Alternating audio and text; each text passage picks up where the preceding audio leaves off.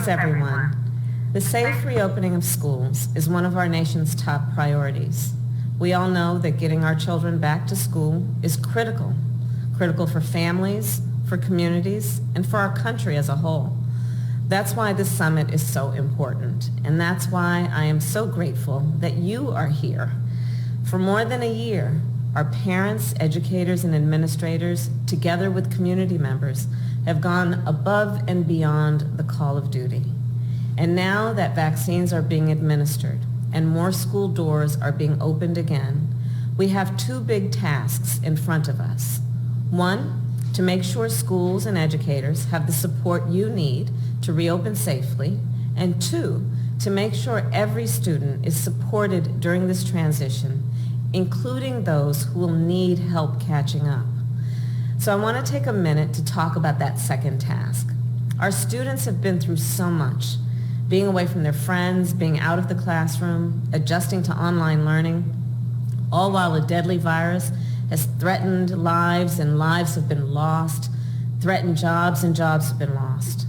And we're all worried about our students falling behind, especially those who attend schools that are underfunded and under-resourced, and especially our students who have been disproportionately impacted by the pandemic, those who are learning English, students with disabilities, students without access to broadband, students who are food insecure, and so many more. The research shows our concern is real. When the president said, "Help is on the way," he was talking about these students, their teachers, and all Americans. And now, help is here. Through the American Rescue Plan, we are providing $130 billion to help schools safely reopen and address the needs of our students. That includes $30 billion for evidence-based interventions that will help bridge the gaps in learning and meet social and emotional needs in the wake of the pandemic. The Institute of Educational Sciences has an additional $100 million to research best practices.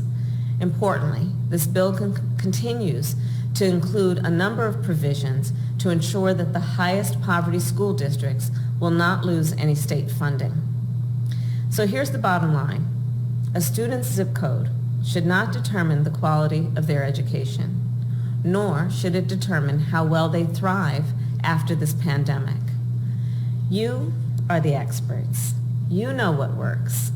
I know this summer you have plans to re-engage and reconnect with your students, colleagues, and communities.